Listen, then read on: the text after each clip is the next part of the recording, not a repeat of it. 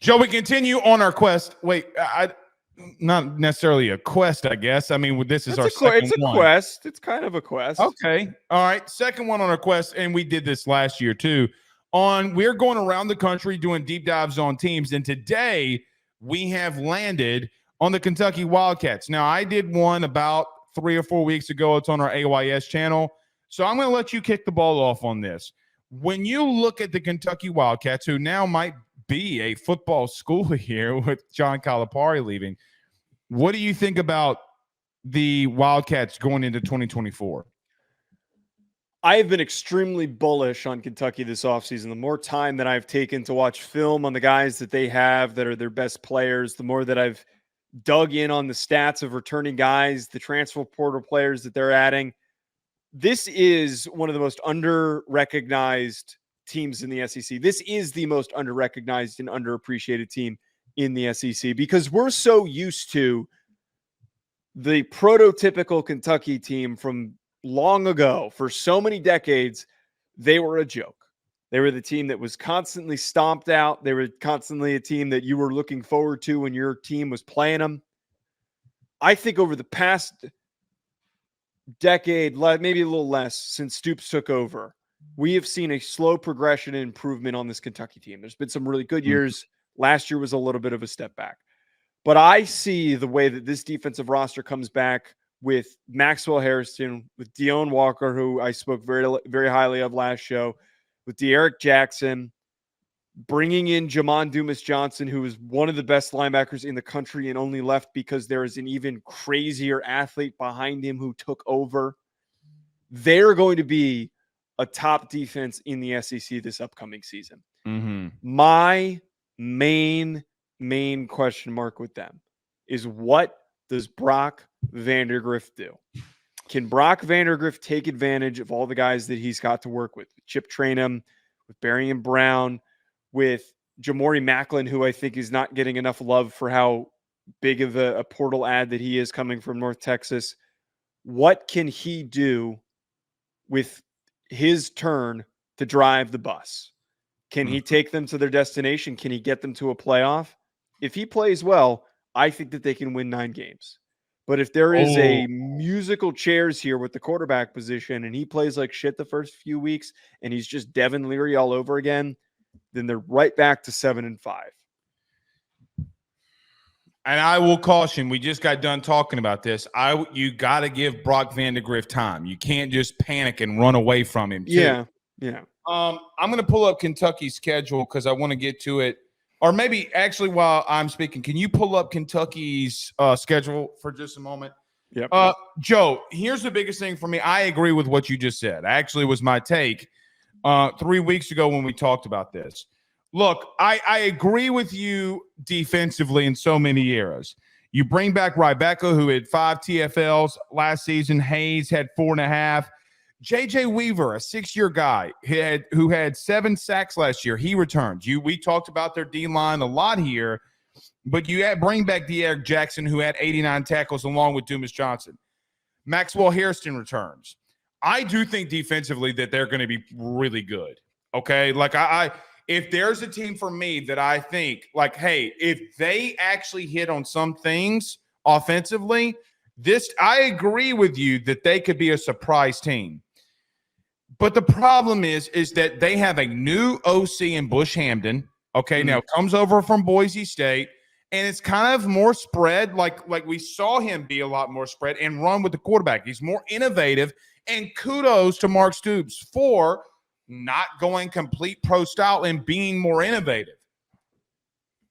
Joe, I got to caution us, though, very drastically on this. How many times do we see a new quarterback with a first start and a new OC start coming in and really doing great things offensively? We don't really see that very often. So if they do get to 9 wins, if they do find their way to a playoff, that means that we have a serious defense on our hands. And I think that they bailed them out for the first 6 to 7 weeks because I think it's going to take Vandagriff and Hamden time to get connection. Now, Jamori Macklin, the kid from North Texas, the wide receiver, everybody and their mama was offering them. Alabama offered them. LSU offered them. Georgia offered them. Texas offered them. But he winds up going to Kentucky. He had 1,004 yards last year for North Texas and 11 touchdowns. So they did add some pieces along with DeMonte Traynham for Ohio State. I think that they got a lot of really good talent, but can they coach him up? Can they, just a lot of moving parts, man, and a lot of the moving parts offensively. But I do like them. What does their schedule look like next year, though? So I didn't just pull out a 9-3 randomly. I did take a look at their schedule, and I highlighted 4. They've got 4 really difficult games, and then they've obviously got not like a walkthrough schedule, but they've got probably one of the easier schedules in the SEC that we're going to see. They open with Southern Miss. They play South Carolina at home, Georgia at home, Ohio, Old Miss at Old Miss. God. At home against Vanderbilt, at Florida, home against Auburn, at Tennessee, Murray State, at Texas, and then Louisville. Then home against Louisville. The way that I looked at this and where I see like the 3 there's 2 guaranteed losses on here. Georgia and there's and Old Miss having to travel to. You don't think Texas is a guaranteed loss? Oh, and Texas. Sorry, that's what I meant to say. If they can win against Tennessee, that's where they get to 9-3. I don't think the rest of these games are really. Yeah, Kentucky never gets there. Joe, I think they lose 4 games, man. I as good as I think they are, I do think you want to hear something nuts. I think that their floor is 8-4, but I think their ceiling's 9-3. How stupid does that sound? I mean, it's very narrow, but I don't disagree with you. But the thing that I push back on is that they have the advantage of playing a number of home games against some difficult opponents. I just don't see where that 4th loss comes into play unless it is against Tennessee, because South Carolina they're not losing to. I don't think that they're losing to Auburn at home. I got the one that they would lose. What? Kentucky? I mean, at Florida, because Joe, a young, newly minted starting quarterback and Brock Vandagriff, because Joe, they're losing, and Ben Hill Griffin sells out every time, and they're going to sell out. So I mean, we've seen this. Oh, Billy sucks. Okay, Billy does suck. I'm not disagreeing with you. I don't care who is the head football coach at Florida. When you go there, it's not fun. It's not easy. So I think that is your ultimate. Tennessee. Joe, Tennessee should have been 9-3 last year. But you know what? The one game that they slipped up to? Yeah, but the thing is that we're talking about Tennessee, but I don't think Tennessee's got a good defense, but I think Kentucky's defense is better. And I would argue it's exactly like Kentucky, does it not? An offense that was anemic, and you have a defense that was really good. Does it sound familiar? They have a more volatile situation because they are starting a redshirt freshman quarterback. Well, it's like, I mean, remember this time last year, everybody's like, man, Joe Milton might win the Heisman. Have you seen that arm? Yeah, I was the only one who was saying BS on that. Don't you dare. Don't you dare. All right, we both were, and I'm an asshole for saying that he was a tight end also, apparently. Why'd you have to go there? See, I'm not sticking up for you anymore. You're too fucking petty. I'm just kidding. I'm really interested to see how Bush Hamden does. Okay, he was with the Falcons. He's I think was with Sark there or around that time. Okay, he was the quarterback's coach. He was at Washington, was the OC. He was with Drinkwitz and coach quarterbacks. And he was at Boise State as an OC in Kentucky. Look, we'll see. Okay, but I just, for me, I can't get over the hurdle here, Joe, that they're going to have – you know what? Here's how I would describe it. I think that they are maybe more talented than they've ever been. I think that they are more talented than they've ever been. Talent v. talent, they got it. The problem is they're the team in the SEC that's got to actually finally show it to people. Like, okay, you took a step. And you know what? Good old Kentucky fans, you know why? Joe, remember during the season when they got blown out by Georgia and Mark Stoops comes out and says, hey, man, if you want those type of players, you have to donate money. And really, you know what's crazy? We had 3 SEC coaches within a 6-month span. Stoops, Kelly, and Hugh Freeze basically, in theory, saying, hey, we need more money. And then you had Ryan Day saying, I need $13 million to give my roster. Good on Kentucky fans for giving into the program. Joe, DeMonte Trainum, you can, injuries, whatever, you can think whatever you want about him. But going and getting Jamari McClain, think about this. If Sarkisian, DeBoer, Kelly, Brian, Kelly had 2 first-round wide receivers, Georgia, all offer you, and you go to Kentucky. What do you think? Why do you think he went there? Well, you know why he went there. Ching, ching. It's not that difficult. Joe, you know what there is to do in Kentucky? Drink bourbon and have sex with your cousins. That's what they do. See, we're going to post this video, and now that okay. I said so many good things about him, but I was making a joke. Get over yourself. I'm just kidding. But that's the truth, though. Why do you think that they have gotten this much talent? I think they're out there spending.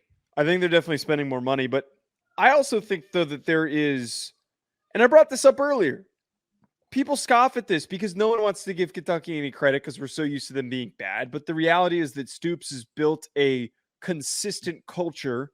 It's the best that they've ever been. You're going to get developed. You're going to improve. They've put out a lot of guys to the NFL, way more successful at putting guys to the NFL than a lot of other football programs in the SEC. There is consistency with the quality of, especially of defensive talent that has come through this football program. And I think that, yes, money comes into play, but I'm sure that a lot of these guys acknowledge, okay, I can get on the field sooner here. I can contribute a lot more here. And I can also make some money. Coach, man. Stoops is a really good coach. He was just sought after by Texas A&M. We really thought that he was getting up there. Can I say this? And I want to bring this back up. Everybody gets mad at Mark Stoops, but doesn't realize that Texas A&M and Kentucky are closer to football programs in the last 10 years than they're willing to admit. They are. Okay? And by the way, he would have won at A&M. Yeah.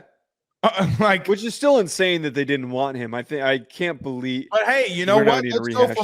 Let's go for Mike Elko, who has 21 games as a head coach. Never coached in the SEC, by the way. But Mark Stoops Joe, you don't remember this. I know that you don't. You were too young. I promise you this. When I was growing up, Kentucky sucked. They had one good year, one really good year. Okay, they had the hefty lefty, but they still sucked. They have never, hardly ever been this good in their entire lives in football. Ever. And Dickie Lyons, who is a Hall of Fame wide receiver at Kentucky, who's a good buddy of mine. I know that he's going to probably watch this. I love you. Y'all stunk. Okay? But this is part of my point. I'm not sitting here trying to make the case that Kentucky is going to win a national championship. I know you're not. But by the way, this is something that I've noticed a lot of college football fans have not shifted their mindset to, because you acknowledge that you see comments on our channel, you see comments on Twitter, all that stuff. The conversation of who's good is now different. And this is part of the reason why I supported the expanded playoff, because it allows me to have a more elaborated conversation on 20 teams that could be the final 12 to go to the playoff. What I'm pitching here is that Kentucky can finish in the top quarter, the top 4 or 5 teams in the SEC, and be right on knocking on the door to maybe get into the playoff, because they go 9-3. Everything goes according to plan as they hit their ceiling, like we've talked about. They go to the playoff. But what you just talked about is in line with what I'm talking about, is that they are at a point where there is momentum of consistency. And this is the best roster that they've had throughout this time of consistency. This is better than anything that they had with Will Levis. Will Levis was probably the highest expectation for what they could do, but they didn't necessarily have the defense. If Will Levis had this team, they'd make a playoff. Yeah, because they didn't have the defense that they have right now. That's what's been missing for Stoops either. Well, they had Wan'Dale Robinson. Then who was the other kid? Oh yeah, I like Wan'Dale. They had the running back too. They had a couple weapons. The weapons were never the issue. Their O-line was. And look, we haven't talked about that group either. Well, I mean, the only guy that's coming back that like really sticks out to me is Eli Cox. And I know that they put Flax. Sorry. They put Flax out into the. Sorry. You're an idiot. They put Flax out into the NFL, and I know that the rest of the group's fine. The rest of the group's fine. I think that's probably a little bit of a question mark. I don't know about you. I think it was 2021 or 2022. I don't remember the year. Cohen's first year, I think it was, or Cohen's first year. They had a really good offensive line. Here's the problem that I've had with Kentucky. They will have one really good position group. And I'm talking about really good. And then everything around them crumbles. That's the problem that they've had. Well, this keeps going in line with what I'm talking about. There's consistency. That's why I'm spread out. That's why I'm bringing it up. The thing with Kentucky that will be, and look, if they get to 9 wins, they'll be happy as a lark. I know that they will. Joe, they're not ready for a playoff. And if they are, and if they can get there, that means, and I'm going to tell you, that Brock Vandagriff's in Heisman discussion. If you can take Kentucky to 10-2. Oh yeah, but that's not right. That part's not going to happen. That's too. We can get cuckoo on this show, but that is too cuckoo. Here's the thing. I will bring this up. There was a battle between Carson Beck and Brock Vandagriff where Kirby was not lying. Like Kirby was serious when he said, like, "Hey man, I 1000% will run Brock Vandagriff out there if Carson Beck doesn't play well." Like they were that close. Let me phrase it like the question like this. If Brock Vandagriff is just a little bit, not Carson Beck, but just a little bit under, Joe, they're gonna be fine. Yes. Like if it was that close of a race, then they're going to be more than fine. You know who I think is the easiest comparison for this? Because we love to compare things. I mean, I don't see that this roster being that different talent-wise from what, minus an elite receiver, from what Missouri did last year.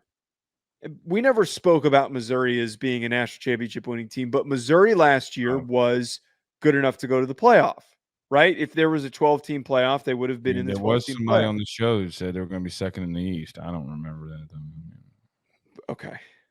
All I'm saying is that their backbone was their defense. Their offense made splash plays. They had a really good run game. They had a lot of highly drafted defensive players. BetOnline remains your top spot for all of your live betting action and contests. NFL, college football, UFC, NHL are all in full swing. BetOnline is your number one source for wagering news, odds, trends, and predictions with both desktop and mobile access at any time. Head to BetOnline today and use promo code BELIEVE, that's BLEAV, for 50% off your first deposit. That is a 50% welcome bonus. BetOnline, where the game starts.